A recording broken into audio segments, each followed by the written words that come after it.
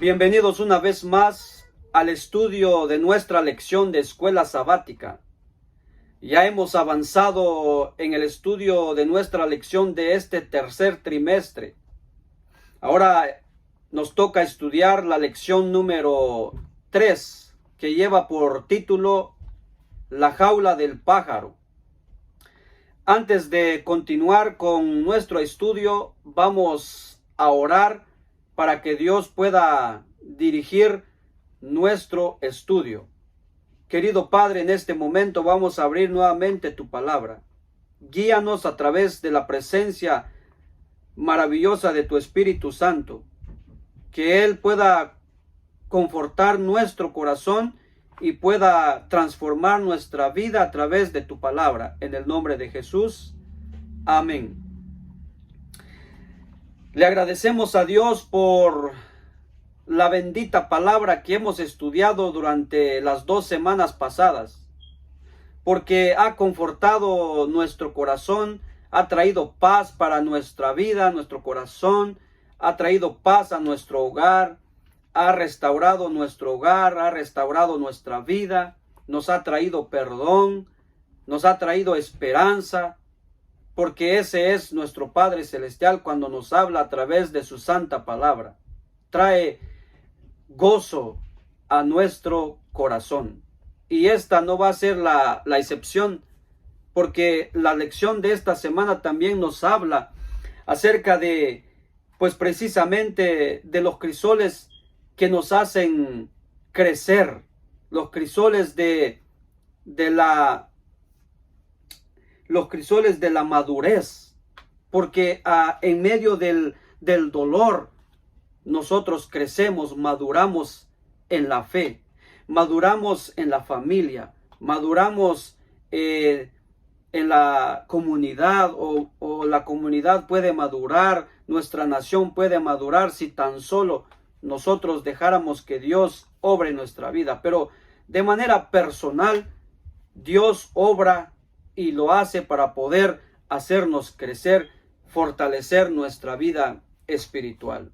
Por eso esta semana nuestra lección de escuela sabática nos hace una pregunta y nos dice que si Dios participaría activamente en guiarnos a los crisoles donde experimentamos confusión o dolor, ya que sabemos que los dolores, los problemas son generados por Satanás, por nuestro pecado, y a veces Dios usa. Ahora la pregunta es, ¿será que Dios participaría directamente Él para hacernos pasar por esos momentos dolorosos?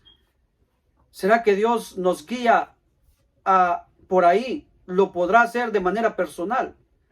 Pues bien, en la parte del domingo, como título dice, hacia la tierra prometida por un callejón sin salida.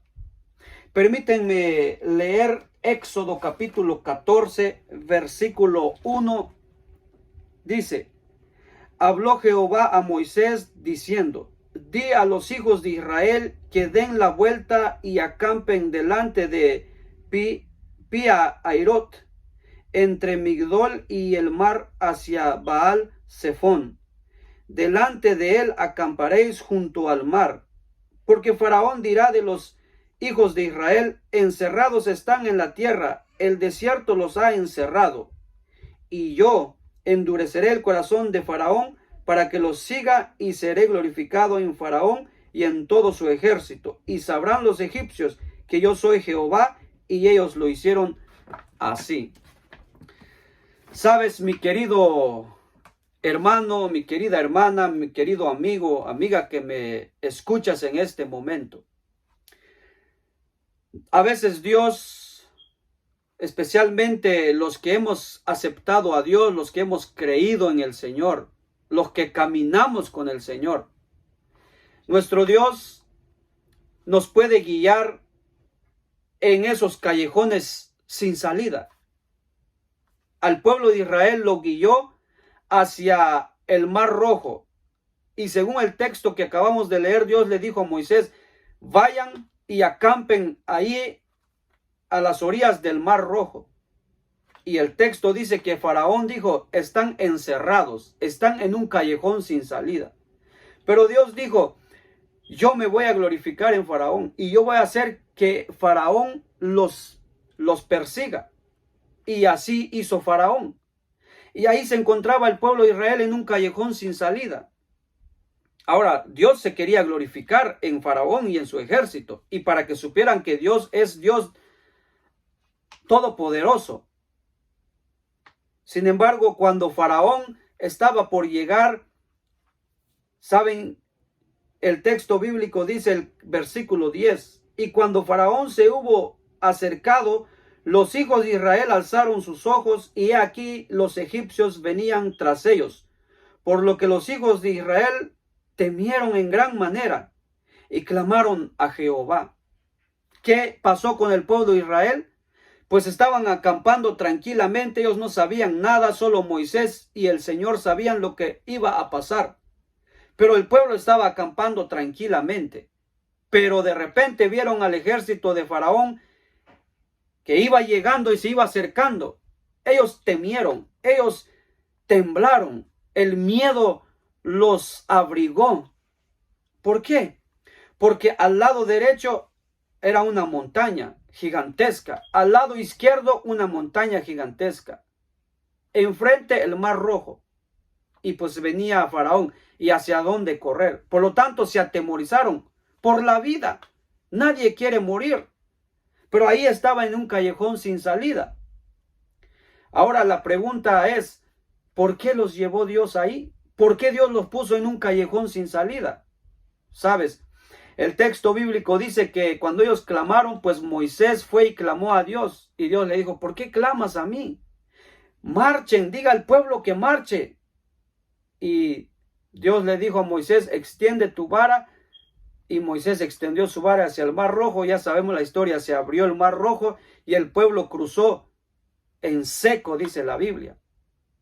Y cuando el ejército de Faraón entró en medio del mar, Moisés extendió nuevamente su vara como Dios le dijo y el mar se volvió a cerrar y ahí se ahogaron los ejércitos de Faraón. Y el pueblo pasó y cantaron el himno de victoria al otro lado. Ya sabemos esa historia. Pero ahora la pregunta es, ¿por qué Dios los llevó ahí en ese callejón sin salida? ¿Sabes? El versículo 31 nos da por qué o para qué los llevó Dios en ese callejón sin salida. Dice así. Y vio Israel aquel grande hecho que Jehová ejecutó contra los egipcios. Y el pueblo temió a Jehová y creyeron a Jehová y a Moisés su siervo. Temieron, o sea, lo reverenciaron, le rindieron respeto, homenaje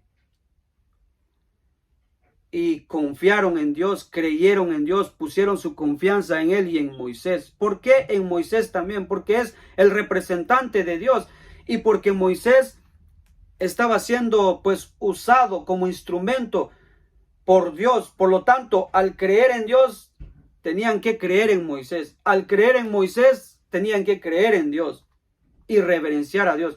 Esa era la razón, el propósito, el para qué los llevó Dios en un callejón sin salida. Para que vieran que realmente el Todopoderoso lo puede todo, que ellos no estaban solos y que era hora de confiar en Él, de caminar por fe con Él, ya que Él está con su pueblo. Sin embargo, el pueblo de Israel no aprendió la lección.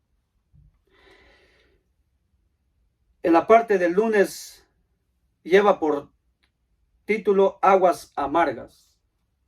El texto bíblico en Éxodo 17:1 dice así: toda la congregación de los hijos de Israel partió del desierto de Sin por sus jornadas, conforme al mandamiento de Jehová, y acamparon en Refidim, y no había agua para que el pueblo bebiese. ¿Sabes?